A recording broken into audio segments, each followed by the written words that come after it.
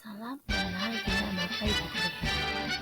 Berjumpa lagi bersama saya, Ellen Gitanesi, calon guru penggerak angkatan 9 dalam koneksi antar materi modul 2.3 coaching untuk supervisi akademik. Pertanyaan pemandu. Yang pertama, bagaimana peran Anda sebagai seorang coach di sekolah dan keterkaitannya dengan materi sebelumnya di paket modul 2, yaitu pembelajaran berdiferensiasi dan pembelajaran sosial dan emosional. Yang kedua, bagaimana keterkaitan keterampilan coaching dengan pengembangan kompetensi sebagai pemimpin pembelajaran. Sebelumnya, dulu saya menjelaskan pengalaman atau materi pembelajaran yang baru saya oleh. Pada proses pembelajaran modul 2.3 coaching untuk supervisi akademik, saya belajar hal baru yang baru saya ketahui. Coaching dalam dunia pendidikan merupakan suatu hal yang sangat penting, baik untuk mengembangkan kompetensi rekan kerja dalam konteks kemitraan. Selain itu, saya sebagai guru atau pendidik atau pamong dengan semangat tuturi handayani perlu menghayati dan memaknai cara berpikir atau paradigma Ki Hajar Dewantara sebelum melakukan pendampingan dengan pendekatan coaching sebagai salah satu pendekatan komunikasi dengan semangat among atau menuntun. Cara berpikir ini dapat melatih guru atau coach atau pamong dalam menciptakan semangat tuturi handayani untuk setiap perjumpaan pada setiap proses komunikasi dan pembelajaran. Paradigma berpikir among antara lain: pertama, proses coaching mengharuskan coach dan coachee sebagai mitra belajar memberikan perspektif keselarasan dalam berinteraksi dan berdialog. Selain itu, relasi yang apresiatif sebagai mitra belajar melatih cara berpikir bahwa dalam proses coaching keduanya memiliki kesempatan yang sama tentang belajar. Jika mendengarkan coachee, seorang coach belajar mengenali kekuatan dirinya, juga mengenali coachee-nya secara mendalam. Demikian pula sebaliknya, tuntunan yang diberikan coach memberikan ruang bagi coachee untuk menemukan kekuatan dirinya. Yang kedua, proses coaching membuka ruang emansipatif bagi coach dan coachee untuk merefleksikan kebebasan mereka melalui kesepakatan dan pengakuan bersama terhadap norma-norma, rasa percaya, selaras, apresiatif yang mengikat mereka. Ruang emansipatif memberi peluang bagi coachee untuk menemukan kekuatan dan potensi dirinya. Komunikasi yang apresiatif menciptakan keselarasan cara berpikir antara coach dan coachee.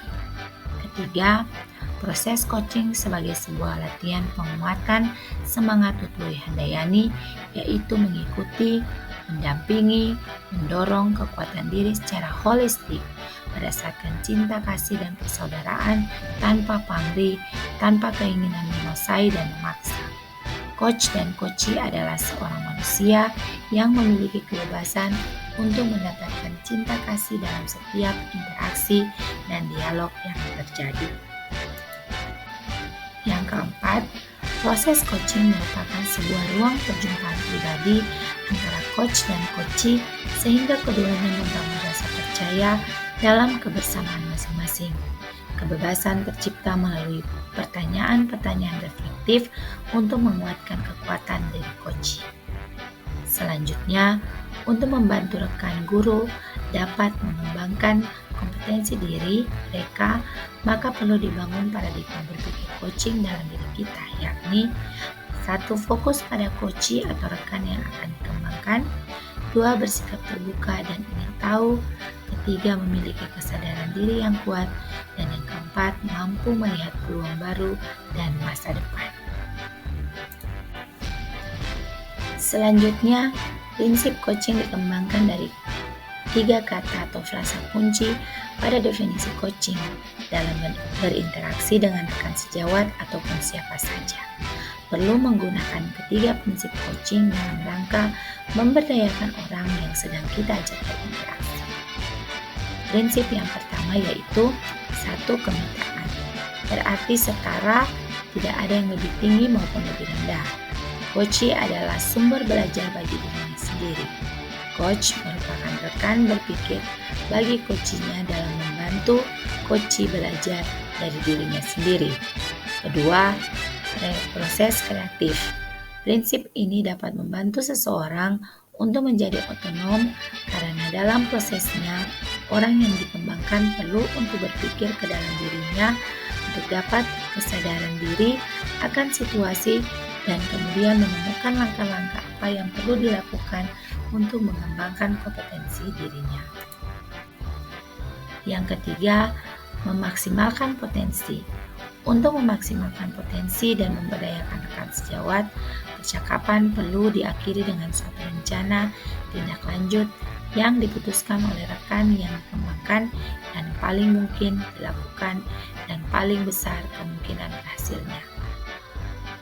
Bapak Ibu guru hebat, 3 kompetensi inti yang penting dipahami, diterapkan, dan dilatih secara terus-menerus saat melakukan percakapan coaching kepada teman sejawat di sekolah, yakni 1. Kehadiran penuh atau presence adalah kemampuan untuk bisa hadir utuh bagi coach atau di dalam coaching disebut sebagai coaching presence, sehingga badan, pikiran, hati selaras saat sedang melakukan percakapan coaching. Yang kedua, mendengarkan dengan aktif atau sering kita sebut dengan menyimak. Seorang coach yang baik akan mendengarkan lebih banyak dan lebih sedikit berbicara. Dalam percakapan coaching, fokus dan pusat komunikasi adalah pada coach, yakni mitra bicara. Kompetensi yang ketiga yaitu mengajukan pertanyaan berbobot.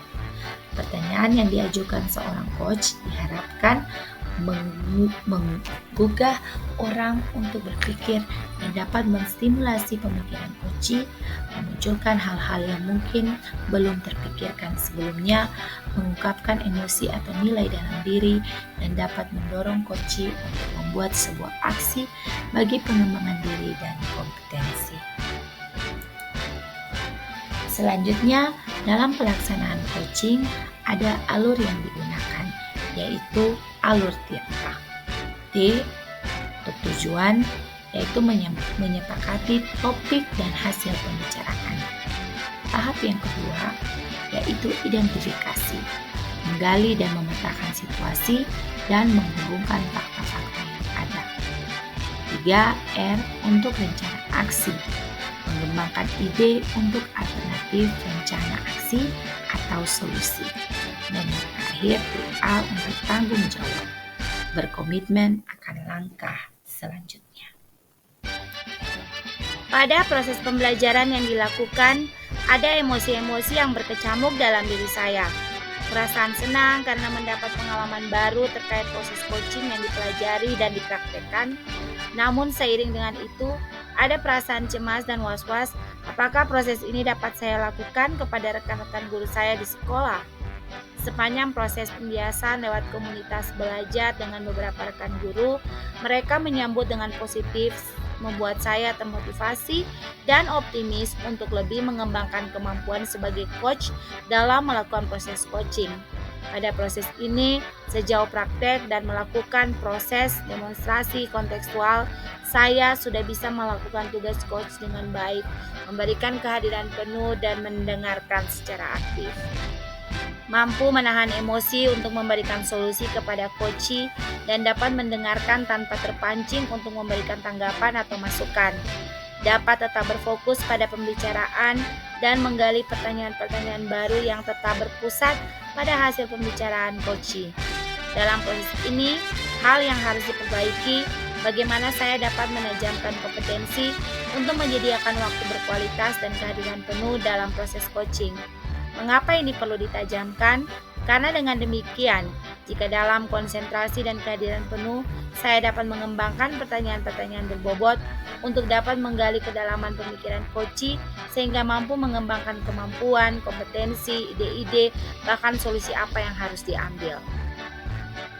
Kematangan diri secara pribadi dapat terbentuk dengan baik, berkaitan dengan bagaimana menumbuhkan budaya positif dengan belajar mengembangkan kompetensi diri dalam berbagai hal. Tujuan utama proses ini adalah untuk mendukung peran dan tugas sebagai pendidik. Kompetensi sebagai coach akan sangat bermanfaat dalam proses mengembangkan rekan kerja, tetapi juga siswa untuk menemukan kemampuan diri dan kompetensi diri serta solusi terhadap permasalahan belajar yang dipenuhinya. Untuk menjadi seorang coach, baik harus didukung oleh pribadi yang matang dalam mengelola emosi maupun membangun karakter positif, sejalan dengan fungsi dan peran sebagai seorang pendidik dalam paradigma berpikir Among. Proses coaching baik dalam supervisi akademik maupun coaching yang dilakukan untuk menemukan solusi rekan kerja terhadap masalah yang dihadapinya. Pertanyaan mendasar yang terlintas dalam benak saya, bagaimana memaksimalkan teknik coaching yang telah saya pelajari agar dapat bermanfaat bagi saya juga rekan-rekan guru di sekolah. Setelah saya mempelajari teknik coaching ini, saya sudah sangat memahami dan menyadari bahwa teknik ini sangat baik untuk diterapkan dalam konteks kolaborasi bersama rekan guru yang lain dalam komunitas belajar. Coaching sangat baik diterapkan dalam komunitas belajar sebagai bagian dari proses menemukan solusi terhadap proses refleksi yang dilakukan. Coach dapat membantu coachingnya untuk menemukan solusi dan mengembangkan ide-ide dalam mengembangkan strategi maupun apa yang akan dilakukan untuk memaksimalkan pembelajaran. Memahami setiap pembicaraan coach dengan kehadiran penuh akan memudahkan coach untuk mengembangkan pertanyaan berbobot sehingga proses coaching bukan sekadar sesi curhat, namun menjadi pembicaraan yang berkualitas yang dapat memberikan manfaat yang positif bagi coach dan coachee. Selain itu, dalam pengembangan proses coaching untuk supervisi akademik dapat memberikan aura baru, sehingga supervisi akademik tidak menjadi suatu kegiatan untuk menilai performa guru sesuai standar baku yang telah ditentukan, melainkan menjadi wadah untuk mengembangkan potensi diri sendiri dengan bantuan coach yang hanya berperan sebagai pengarah yang mengutamakan kemitraan tanpa menghakimi. Melakukan coaching dengan alur tirta memudahkan coach untuk melakukan percakapan dengan coachee secara terstruktur, mengembangkan teknik rasa untuk mengembangkan pertanyaan berbobot dalam menggali lebih dalam kemampuan untuk mengolah ide-ide dan kompetensi diri yang dapat dimanfaatkan untuk solusi terhadap masalah yang dihadapi oleh coachee. Tantangan yang dihadapi dalam konteks daerah khususnya di sekolah saya lebih kepada bagaimana berkolaborasi dengan rekan guru dalam mengembangkan kompetensi dirinya. Namun tidak semua guru yang tidak mau membuka diri untuk membangun percakapan dengan teknik coaching ini. Sejauh ini implementasi materi-materi dalam PGP kepada rekan-rekan guru dapat diterima dengan positif. Sebagian besar guru dapat membuka diri untuk mendiskusikan terkait praktik baik yang telah dibagikan. Dalam proses untuk coaching sendiri, tahap pembiasaan untuk komunitas belajar kecil yang selanjutnya akan diimplementasikan pada semester depan. Alternatif solusi terhadap masalah ini adalah sebagai wakasek bagian kurikulum, saya membangun komunikasi dengan Bapak Kepala Sekolah sehingga kegiatan pembiasaan terprogramkan dalam program sekolah untuk komunitas belajar sekolah. Selanjutnya, praktek ini akan dipraktekkan khusus bagi rekan-rekan guru yang ditugaskan sebagai supervisor dalam supervisi akademik dengan bantuan dari saya dan juga CGP yang lain di sekolah saya. Perlahan-lahan akan menjadi budaya yang mempengaruhi untuk semua guru dalam komunitas belajar di masing-masing mapel dalam menerapkan teknik coaching ini. Sebelum mempelajari modul ini, saya tidak mengetahui bahkan memahami apa itu coaching. Saya memahami bahwa proses coaching adalah proses bantuan yang diberikan dari sesama rekan guru dengan dan atas usaha bersama. Setelah mempelajari modul ini, saya menyadari bahwa anggapan saya selama ini setelah melakukan proses coaching ternyata keliru. Letak kekeliruannya yakni proses coaching yang saya pahami sebelumnya lebih tepat untuk mentoring. Selanjutnya, melalui proses latihan dan praktik dalam pembelajaran modul ini, saya akan menggunakan teknik coaching untuk satu, membimbing siswa dalam menemukan solusi terhadap masalah belajar atau yang lainnya. Dua, menyediakan waktu untuk rekan guru yang meminta kesediaan melakukan proses coaching dalam pembicaraan bersama.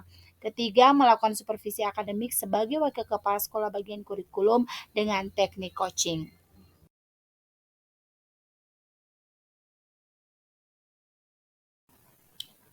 Peran sebagai coach dalam pembelajaran berdiferensiasi. Pemetaan kemampuan belajar anak adalah salah satu langkah awal dan penting dalam merencanakan strategi yang akan digunakan dalam proses pembelajaran berdiferensiasi. Guru dapat menggunakan teknik coaching dalam mengembangkan kompetensi siswa sesuai dengan hasil identifikasi terkait kesiapan belajar anak, profil belajar, dan minat anak dalam belajar. Guru sebagai coach dapat membantu anak untuk menggali potensi dirinya dan mengoptimalkan kemampuannya dalam proses belajar yang tentunya sejalan dengan kemampuan belajar anak, tetapi juga untuk menemukan solusi terhadap masalah-masalah yang dihadapi anak dalam belajar.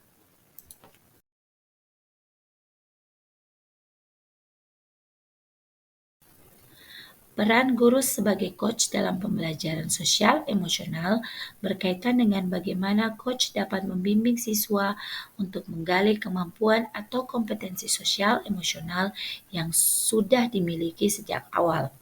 Selain itu, coach dalam proses coaching dapat membimbing anak dengan kesadaran penuh menemukan solusi atas permasalahan menyangkut kompetensi sosial emosional anak agar dapat memiliki kesejahteraan secara psikologis.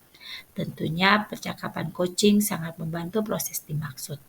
Selain itu, untuk menggali kompetensi sosial emosional yang dimiliki anak, guru sebagai coach dapat melakukan teknik rasa dengan pertanyaan-pertanyaan berbobot yang dapat menggali dan mengembangkan kompetensi anak dalam pengambilan keputusan bertanggung jawab, keterampilan berelasi, kesadaran diri, kesadaran sosial, dan manajemen diri yang baik.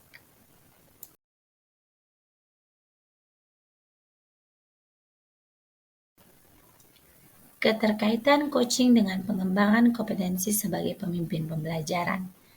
Salah satu kompetensi sebagai pemimpin pembelajaran adalah mampu mengembangkan dan membimbing siswa maupun rekan kerja dalam mengembangkan kemampuan atau kompetensi yang dimilikinya. Menjadi pemimpin pembelajaran bukan berarti menjadi pemimpin yang memimpin proses pembelajaran, tetapi lebih kepada kemampuan mendorong dan memberdayakan siswa maupun rekan kerja untuk mencapai suatu tujuan dalam proses pendidikan. Sejalan dengan peran sebagai pemimpin pembelajaran, maka guru harus memiliki kemampuan sebagai seorang coach dalam melaksanakan proses coaching baik bagi siswa maupun bagi rekan sejawat. Yang pertama, sebagai pemimpin pembelajaran, guru dapat menggunakan teknik coaching dalam membantu siswa menemukan kompetensi yang dimilikinya, baik dalam proses pembelajaran maupun minat dan bakat yang dimilikinya. Selain itu, untuk mewujudkan pembelajaran dan berpusat pada siswa, guru dapat melakukan proses coaching untuk dapat membantu mengoptimalkan kemampuan siswa dalam mengeksplor kemampuan yang ada di dalam dirinya. Dua, selain itu, guru sebagai pemimpin pembelajaran melakukan tugasnya sebagai mitra belajar bersama rekan kerja dalam komunitas belajar. Guru dapat menggunakan teknik coaching untuk membimbing rekan kerja guru yang lain mencari solusi terhadap permasalahan yang dihadapinya dan mengembangkan ide-ide yang dimiliki untuk meningkatkan kualitas pembelajaran.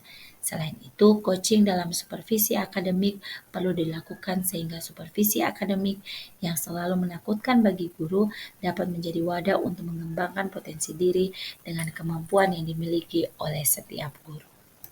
Bapak Ibu guru hebat, demikianlah penjelasan koneksi antar materi untuk modul 2.3 coaching untuk supervisi akademik yang telah saya sajikan.